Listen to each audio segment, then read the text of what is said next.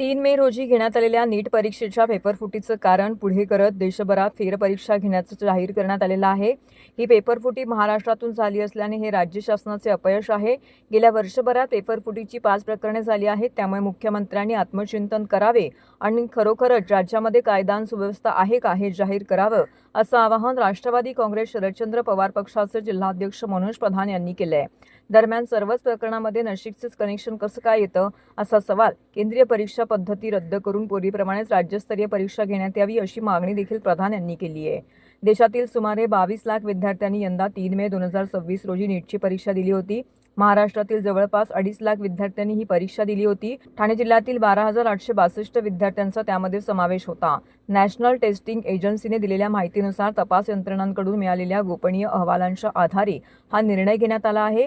3 मे रोजी झालेल्या परीक्षेच्या प्रक्रियेत पारदर्शकता उरली नसल्याचं आणि परीक्षेची गोपनीयता भंग झाल्याचं प्राथमिक तपासामध्ये दिसून आलेलं आहे।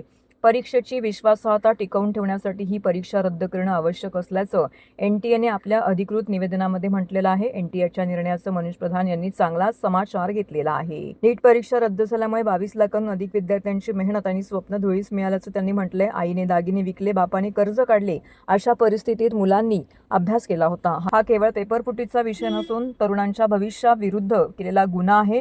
पेपरफुटीची प्रकरणे महाराष्ट्रातच घडत आहेत, याचा अर्थ राज्य सरकारचे कायदा आणि सुव्यवस्थेकडे लक्ष नाही, हे स्पष्ट होत असल्याचं मुख्यमंत्री देवेंद्र फडणवीस यांनी आत्मचिंतन करावे आणि ठाणे जिल्ह्यातील 12,862 विद्यार्थ्यांची फेरपरीक्षा घेण्याचा निर्णय रद्द करावा, अशी मागणी प्रधान यांनी केली आहे। आता पुन्हा एकदा परीक्षा कशी द्यायची, कधी द्यायची, हे सगळे प्रश्न त्यांच्या समोर आहेत। ही सोपी गोष्ट नाहीये।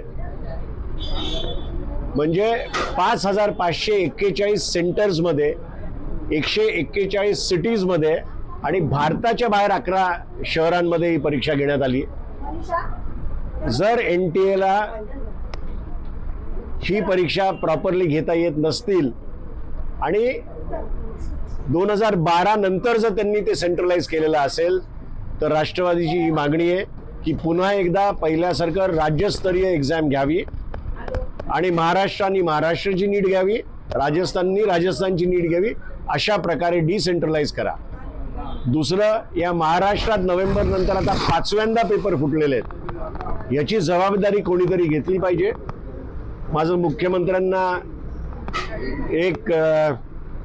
मी छोटा माणूस आहे त्यांना विचारायला, पण मुख्यमंत्र्यांनी स्वतः विचार केला पाहिजे की ते जेव्हा अपोजिशन मध्ये होते आणि अशा प्रकारचं काही झालं असतं तर त्यांनी काय मागणी केली असती, हा विचार करून त्यांनी पुढची पावलं घ्यावी।